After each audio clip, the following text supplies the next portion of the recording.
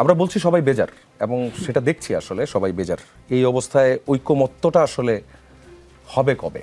এটা একটা যেমন বিষয়, সেটা হচ্ছে যে আপনারা যেমন বলছেন যে রাষ্ট্রপতি সনদের স্বাক্ষর বাস্তবায়ন করে পুরো ব্যাপারটা আসলে চাপিয়ে দেওয়া হয়েছে। কি কি কারণে মনে হচ্ছে এটা চাপিয়ে দেওয়া হয়েছে? ধন্যবাদ আপনাকে। আমি আসলে অন্যদের মতামত শুনছিলাম মন দিয়ে। নির্বাচন যত ঘনিয়ে আসছে, রাজনৈতিক দলগুলোর ভাষা বা রাজনৈতিক কৌশল সেগুলো বদলাচ্ছে।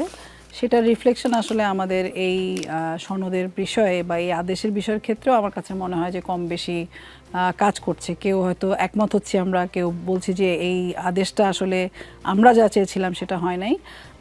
আমাদের জায়গা থেকে আমরা যেটা বলেছি যে কোনো কিছু চাপিয়ে দেওয়ার বিষয়টা যেন না থাকে, একই সাথে এমন কোনো কঠোর জায়গায় আমরা যাতে না যাই যে বিচার সংস্কার এবং নির্বাচনের যে অঙ্গীকার নিয়ে এই অন্তর্বর্তীকালীন সরকার গঠন হয়েছে এবং শুরুতেই 5ই আগস্ট পরবর্তী সময় যে আমাদের মধ্যে যে একটা ঐক্য ছিল, যেটার মধ্যে একটা টানাপোড়েন নানা পরিস্থিতিগত কারণ তৈরি হয়েছে, বর্তমান সময়ে দাঁড়িয়ে এই আদেশ বলি, এনসিপি আদেশ বলেছে, অন্যরা অধ্যাদেশ বলেছে, এই যে কিছুর মধ্য দিয়ে যে আদেশটা আজকে আসলো, সেই আদেশের ক্ষেত্রে আমাদের অবশ্যই দেখা উচিত যাতে এটা শেষ পর্যন্ত সকলের ঐক্যমত্যের ভিত্তিতে বাস্তবায়নের জায়গাটা যায়। এবং যেই কথাগুলো অন্যরাও বলেছেন যে যেই ভাষায় আসলে এটা জনগণের কাছে পৌঁছানো হবে, সেই ভাষাটা আসলে কি হবে? 4টা প্রশ্নর একটা উত্তর। তাহলে 4টা প্রশ্নর একটা উত্তর, এই প্রশ্নগুলো সাধারণ মানুষ বুঝতে পারছে কিনা সেই বিষয়গুলো খেয়াল রাখতে হবে। আবার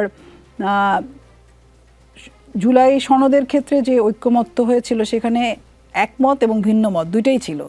তো সেখানে আসলে যে 30টা পয়েন্টের কথা এখন বলা হচ্ছে, তাহলে ভিন্ন মতগুলোর কথা আবার আমরা ঘতে এসে দেখছি যে বাকিগুলো ধারাবাহিকভাবে প্রতিশ্রুতির ভিত্তিতে হবে।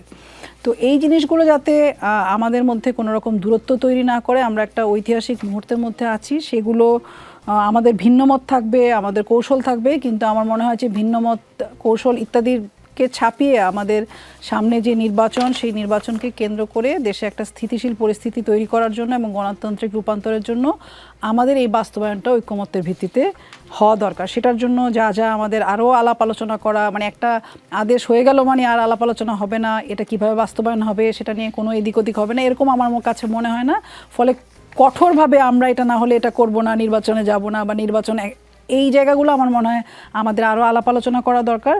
এবং এখানে গণভোটের যে প্রসঙ্গটা এসছে যে আগে হবে বা পরে হবে, সেটা অন্যরাও আলোচনা করেছে। আমরাও মনে করি যে আসলে গণভোট একদিনে হওয়াটাই শ্রেয় আমাদের জন্য, কারণ আমরা যেই অবস্থার মধ্যে বসবাস করতেছি এখন, সেখানে গণভোট যদি আলাদাভাবে হয়, যেই পরিমাণ ক্যাম্পেইন করতে হবে, যেই পরিমাণ সময় দিতে হবে, সেটাতে বিশেষ কোনো পার্থক্য তৈরি হবে না, বরং একদিনে হলে পার্থক্য যেটা তৈরি হবে সেটা হচ্ছে এখানে খরচটা কমবে এবং একটা সময়ও পাওয়া যাবে, যে সময়ের মধ্যে আসলে মানুষের কাছে আরও অনেক বেশি পরিষ্কার করা যাবে। কারণ এইটা আসলে এই 30টা বিষয়ে যে আমাদের ঐক্যমত্যর কথা বলা হচ্ছে, সেটা যাতে সাধারণ মানুষ এবং যারা বাংলাদেশের নাগরিক তারা প্রত্যেকেই যাতে এই 9 মাসের যে আলোচনা পর্যালোচনার ফসল, সেই ফসলটা তাদের কাছে জনগণের ভাষায় যাতে পৌঁছতে পারে, সেটার জন্য আমাদের সম্মিলিতভাবে কাজ করতে হবে। আচ্ছা, একটা প্রশ্ন আপনার কাছে, সেটা হচ্ছে আপনি জামায়াতে ইসলামের বক্তব্যটাও শুনলেন।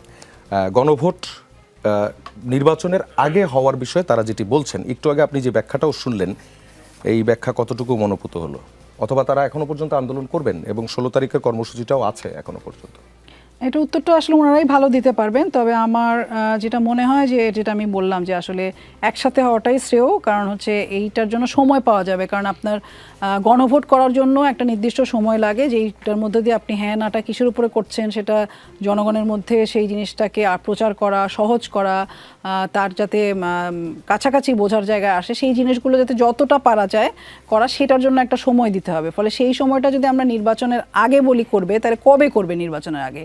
তাহলে সময়টা কখন পাবে? এবং একই জিনিসের জন্য দুবার করে আমাদের মানে খরচ বহন করতে হবে। বাংলাদেশে অনেক রকম অর্থনৈতিক সমস্যার মধ্যে দিয়ে আমরা পার করছি, অনেক কিছু মোকাবেলা করতে হচ্ছে, সেইখানে আসলে এই এক্সট্রা খরচটারও কোনো প্রয়োজন নেই। এবং এটার জন্য আমার মনে হয় যে আমরা সময় পাবো মানুষের কাছে এই বার্তাটা 30টা ঐক্যের জায়গা কি সেগুলো পৌঁছে দেওয়ার জন্য।